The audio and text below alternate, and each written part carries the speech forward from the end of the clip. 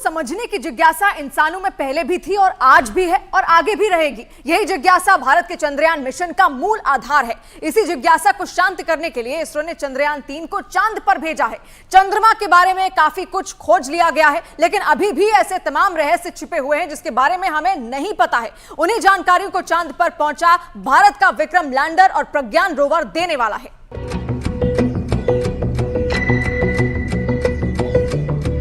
क्या ब्रह्मांड की उत्पत्ति का सनातन सत्य चांद की सतह में छिपा है?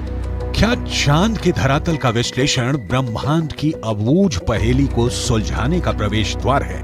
क्या धरती पर मौजूद जल, जंगल, जमीन, फूल और खुशबू का तार चंद्रमा के इस वीरान संसार से भी जुड़ता है? चांद पर पानी की खोज के बाद भारतीय अंतरिक्ष अनुसंधान संगठन यानी इसरो अब चांद पर जमी बर्फ का विश्लेषण करने में जुटा है। चांद की सतह की बनावट को समझने में लगा है। अभी तक चंद्रमा से जुड़ी कई हैरान कर देने वाली जानकारियां सामने आई हैं। दावा किया जाता है कि चंद्रमा की मिट्टी में कई तरह के खनिज हैं और यही वजह है कि चांद पर पहुंचने के लिए तमाम देशों में होड़ लगी है। चांद की सतह पर पानी होने के भी सबूत मिल चुके हैं। वैज्ञानिकों का मानना है कि चांद पर जीवन के सबूत भी मिल सकते हैं। अंतरिक्ष में चंद्रमा धरती का सबसे करीबी पड़ोसी है। पिछले 6 दशकों में इंसानों ने 100 से भी अधिक मून मिशन को अंजाम दिया है। सभी मिशन को कामयाबी नहीं मिली, लेकिन इन मिशन ने चांद को सबसे ज्यादा खोजा जाने वाला स्थान जरूर बना दिया। बावजूद इसके चंद्रमा हमारे लिए आज भी रहस्य बना हुआ है, क्योंकि उसके दक्षिणी छोर की पूरी सच्चाई से दुनिया अब तक अनजान है। We are looking for very exciting 14 days from now for Chandrayaan 3, and as Honorable Prime Minister has mentioned, it is not Chandrayaan 3 alone, it is for future scientific exploratory missions. This is the beginning of a golden era. विज्ञान कहता है कि चांद पर मिट्टी है, चांद पर पानी है। सवाल है कि अगर वहां मिट्टी भी है और पानी भी है तो जिंदगानी क्यों नहीं? क्या भारत का चंद्रयान 3 इस सवाल का जवाब पता करने वाला है? चंद्रमा पृथ्वी के चारों ओर चक्कर लगाता है, लेकिन हमें चांद का एक ही हिस्सा दिखाई देता है। चांद का दूसरा हिस्सा धरती से दिखाई नहीं देता। इसे चांद की डार्क साइड कहते हैं, जिसे धरती से देखना मुमकिन नहीं है। चंद्रमा का जो हिस्सा हमें धरती से नजर नहीं आता उसे वैज्ञानिकों ने चांद का डार्क साइड नाम दिया है। इसे डार्क साइड के अलावा फार साइड भी कहा जाता है। भारत के चंद्रयान 3 मिशन का मकसद भी इसी डार्क साइड पर रोशनी डालना है। यह डार्क साइड है चंद्रमा का दक्षिणी ध्रुव, जहां चंद्रयान 3 के लैंडर ने सॉफ्ट लैंडिंग कर इतिहास रच दिया है। चंद्रयान 3 का विक्रम लैंडर चांद के दक्षिणी ध्रुव पर उतरा है। चंद्रमा का यह हिस्सा उसका सबसे ठंडा इलाका है, क्योंकि यहाँ सूरज की रोशनी बहुत कम पहुंचती है। सूरज की किरण तिरछी पड़ने की वजह से चांद के दक्षिणी ध्रुव के ज्यादातर हिस्सों पर काफी अंधेरा रहता है। यही वजह है कि यहाँ का तापमान भी काफी कम होता है।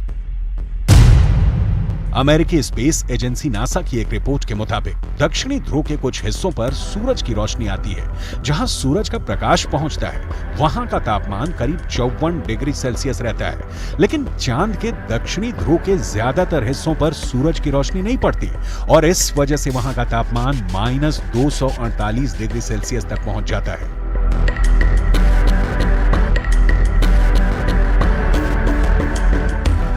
नासा के मुताबिक चांद के दक्षिणी ध्रुव पर बर्फ है। बर्फ के साथ दूसरे कई प्राकृतिक संसाधन भी हो सकते हैं। साल 1998 में नासा ने मून मिशन के तहत यह बताया था कि दक्षिणी ध्रुव पर हाइड्रोजन है। नासा का दावा है कि अधिक मात्रा में हाइड्रोजन होने की वजह से वहां बर्फ की संभावना है। इसके अलावा चांद के दक्षिणी ध्रुव पर बड़े बड़े पहाड़ और कई गड्ढे हैं। चंद्रमा पर नजर रखने वाले वैज्ञानिकों की माने तो चांद के दक्षिणी सतह पर कई सारे गड्ढे ऐसे भी हैं जहां अरबों साल से सूरज की रोशनी नहीं पड़ी है। ऐसे में चंद्रयान 3 का चंद्रमा के ऐसे इलाके में जाना और जानकारी जुटाना अब तक के हुए सभी मून मिशन के बीच मील का पत्थर जैसा है और स्पेस साइंस की दुनिया में यह ऐसा करिश्मा है जिसे अभी तक कोई देश नहीं कर सका था। चांद के दक्षिणी ध्रुव वाले हिस्से में बड़े बड़े क्रेटर हैं, जिन्हें आम बोलचाल की भाषा में गड्ढा कहा जाता है। ज्यादातर गड्ढे ऐसे हैं जहां अरबों साल से अंधेरा है। अमेरिका के नासा के मुताबिक घुप अंधेरे के बीच यहां बर्फ का जमाव हो सकता है। अंदाजा ये भी है कि चांद के दक्षिणी ध्रुव पर अरबों सालों से पानी बर्फ के रूप में जमा हो सकता है, जिसके अध्ययन से सौर मंडल से जुड़े और भी कई रहस्य खुल सकते हैं।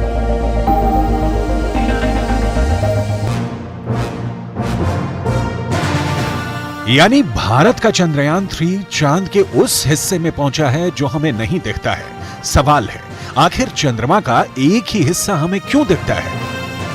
चांद खुद भी अपनी धुरी पर घूमता है और पृथ्वी के गुरुत्वाकर्षण बल के कारण चंद्रमा उसके चारों ओर चक्कर लगाता रहता है। धरती का यही गुरुत्वाकर्षण बल हमें चांद के दूसरे तरफ को देखने नहीं देता।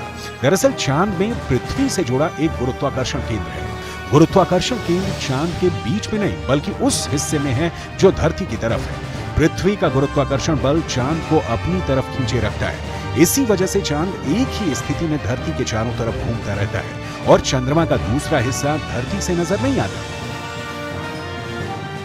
धरती से 3,84,000 किलोमीटर की दूरी तय करके चांद पर पहुंचा विक्रम लैंडर चांद के उस दक्षिणी ध्रुव के तिलिस्म को तोड़ने वाला है। इसरो के मुताबिक चंद्रयान 3 के 3 अहम मकसद है। पहला, विक्रम लैंडर की चांद के दक्षिणी सतह पर सुरक्षित और सॉफ्ट लैंडिंग। दूसरा, प्रज्ञान रोवर को चांद की सतह पर चलाकर दिखाना। तीसरा, वैज्ञानिक परीक्षण करना, जिसकी धमाकेदार शुरुआत हो चुकी है। चंद्रमा के रहस्यों की खोज में सबसे पहली कामयाबी 1959 में तब के सोवियत संघ को मिली थी, जो अब रूस के नाम से जाना जाता है। 12 सितंबर 1959 को धरती से लॉन्च किया गया रूस का स्पेसक्राफ्ट लूना 2 चांद की सतह से जा टकरा। 7 बरस बाद 1966 में सोवियत संघ ने एक बार फिर चांद पर दस्तक दी। 3 फरवरी 1967 को लूना 9 चांद की सतह पर पहली बार सॉफ्ट लैंडिंग करने में कामयाब हो गया। ये वो वक्त था जब सोवियत संघ और अमेरिका के बीच शीत युद्ध चल रहा था। दोनों देशों में धरती के साथ साथ स्पेस रिसर्च को भी लेकर एक होड़ लगी थी। इस होड़ का सबसे अहम हिस्सा चांद तक पहुंचने की दौड़ थी। सोवियत संघ को पीछे छोड़ने के लिए तब अमेरिका ने इंसान को चांद तक ले जाने और सुरक्षित वापस लाने का लक्ष्य तय किया। Before this decade is out, of landing a man on the moon and returning him safely to the earth. 1, 0, all engine running. Liftoff. We have a liftoff. 32 minutes past the hour. Liftoff on Apollo 11. America के Apollo 8 mission ने America के 3 अंतरिक्ष यात्रियों को चांद की कक्षा में पहुंचा दिया। ऐसा पहली बार था जब इंसान चांद के इतने करीब पहुंच गया था। इसके बाद वो दिन भी आया जब अमेरिका ने चांद पर इंसानों को उतार दिया। ये मिशन था अपोलो 11।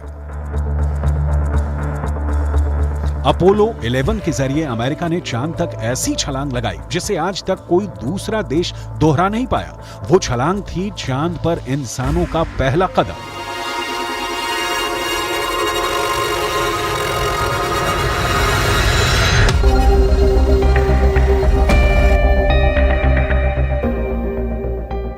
जुलाई 1969 को अमेरिका के अंतरिक्ष यात्री नील आर्मस्ट्रॉन्ग चंद्रमा पर पैर रखने वाले पहले इंसान बने थे।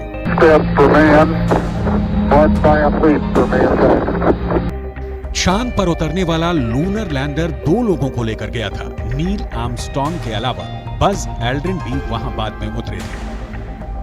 अपोलो 11 मिशन ने चांद से मून रॉक्स लाकर एक अलग इतिहास रचा। अपोलो 11 मिशन के दौरान करीब 22 किलो सामान चंद्रमा से लाया गया था। इसमें तकरीबन 50 चांद के चट्टानों के टुकड़े और चांद की मिट्टी शामिल थी। चांद पर पहुंचने की स्पेस रेस आगे भी चलती रही। इस दौड़ में यूरोपियन एजेंसी, जापान, यहां तक कि चीन भी कूद पड़ा। लेकिन मून रिसर्च में अगली कामयाबी भारत को मिली। वो कामयाबी थी चांद की सतह पर पानी की खोज की।